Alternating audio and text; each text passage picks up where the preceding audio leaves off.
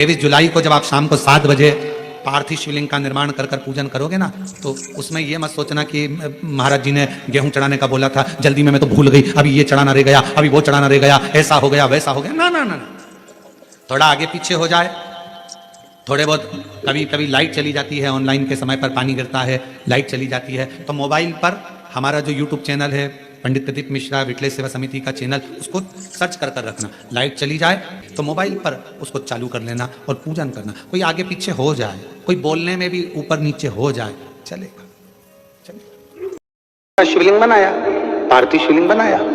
कई माताओं की आदत रहती है थाली की किनोर से हाथ को पोंछ कर उसको भी लेकर शिवलिंग में लगा दे।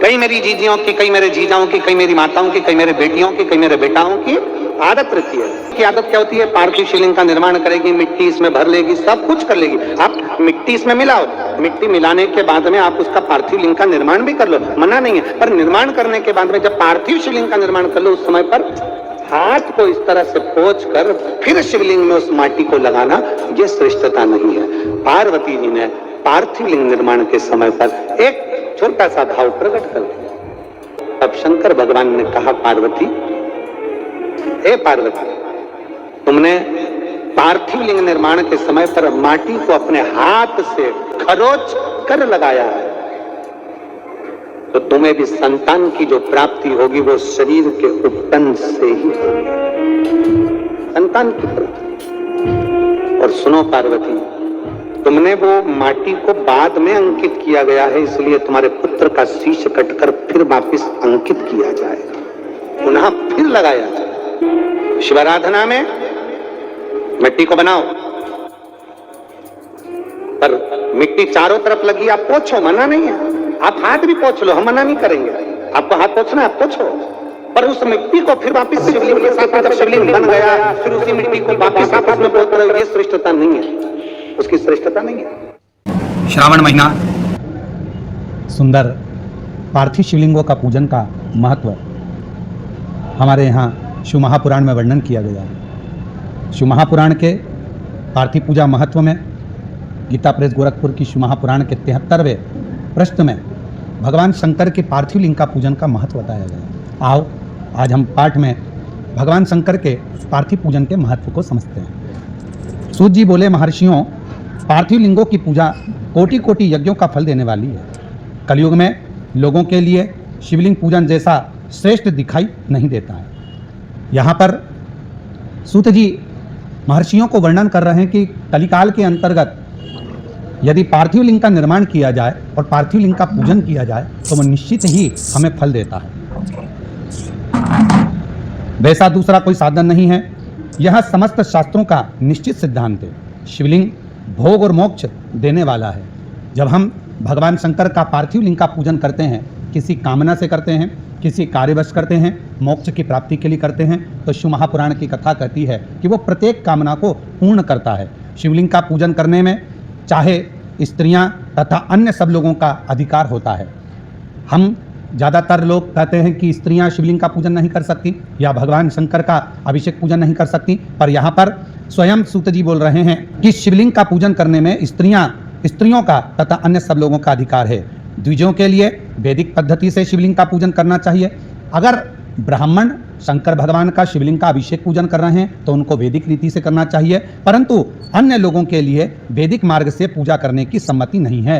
यदि साधारण व्यक्ति है, कोई अन्य व्यक्ति है, जिस भाव से भगवान शंकर के पार्थिव लिंग का पूजन करना है वो कर सकता है। उसमें उसको जरूरी नहीं कि वैदिक पद्धति से ही करेगा, वो अपने भाव से शिव जी को जल चढ़ाकर, दूध चढ़ाकर, दुर्वा चढ़ाकर, बेलपत्र चढ़ाकर, किसी न किसी भाव से शिव का अभिषेक पूजन कर सकता है। श्री शिवाय नमः। शिवलिंग के निर्माण को मिट्टी लाए, स्वच्छ जगह की, जल का छींटा दिया, रखा। जब शिवलिंग बनाया तो एक कलश पानी पहले से 2 घंटा, आधा घंटा, 15 मिनट, 20 मिनट पहले उसको रख दिया। उसी पानी से उसको गीला करा। गीला करने के बाद उसका निर्माण सबसे पहले बेलपत्री, बेलपत्री के ऊपर मिट्टी, मिट्टी के ऊपर रखकर शिवलिंग का निर्माण, फिर जलाधारी का निर्माण और शिवलिंग का निर्माण पूर्ण होने के बाद में फिर बाबा का सुंदर भाव से आप श्रृंगार करें, अभिषेक करें, पूजन करें।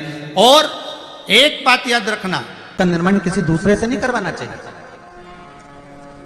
आजकल पार्थिव शिवलिंग का निर्माण नई नई डिजाइन से लोग करने लगे, ये अलग बात है, परंतु नियम पार्थिव शिवलिंग का जो नियम है, आजकल तो लोग भगवान का मुख बनाते हैं या वो अन्य स्वरूप बनाते हैं, पर पार्थिव शिवलिंग का जो निर्माण का विधान है, आप जैसा ब्रह्मा और विष्णु ने शिवलिंग प्रकट करा था, बस वैसा ही वैसा शिवलिंग भगवान शंकर का प्रकट कर लीजिए, वैसा कि वैसे ही शिवलिंग का निर्माण कर लीजिए। और शिवलिंग का निर्माण आप स्वयं अपने हाथों से करिए। क्यों?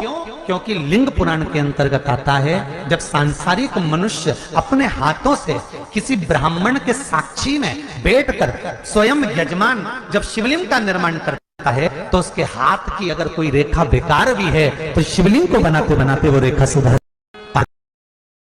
सावन के महीने में जितने लोग पार्थिव शिवलिंग बनाकर पूजन करते हैं, कोई सहजता नहीं है, करोड़ों करोड़ों पुण्य हमारे जीवन के प्राप्त हो जाते हैं, तब शिवलिंग बनता है। हमने कई बार कहा है, जब आप लोग शिवरात्रि पर शिवलिंग बनाते हो, सावन के महीने में सोमवार को शिवलिंग बनाते हो, सावन के महीने में शिवलिंग बनाते हो, अधिक मास में शिवलिंग बनाते हो, हम कई लोगों को पहले भी कहे, आज भी कहते हैं, महाराज आप अपने हाथ से शिवलिंग बनाओ। ब्राह्मण देवता तो कहेंगे लाओ मैं बना देता हूं, नहीं, आप अपने हाथ से बनाओ। क्यों?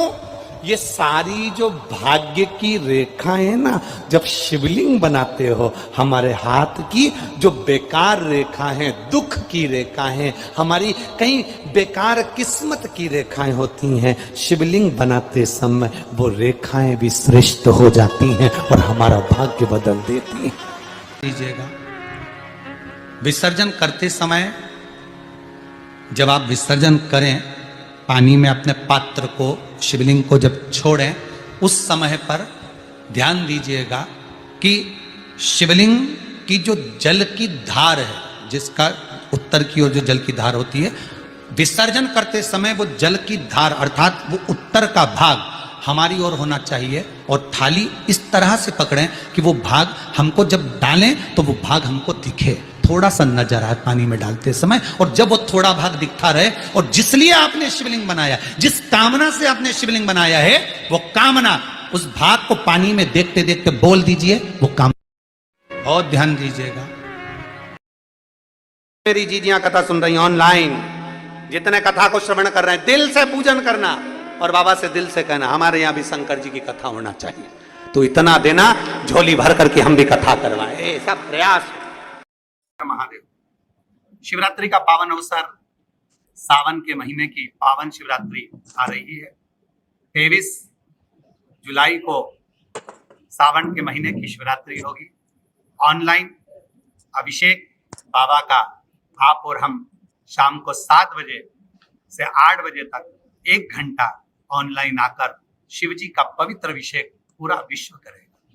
उस पवित्र अभिषेक में आप और हम तो केवल एक शिवलिंग का निर्माण कर कर विसर्जन करते हैं, पर शिव महापुराण की कथा तो कहती है कि 4 पहर में 4 शिवलिंग का निर्माण करो और उसका विसर्जन भी तुरंत करो।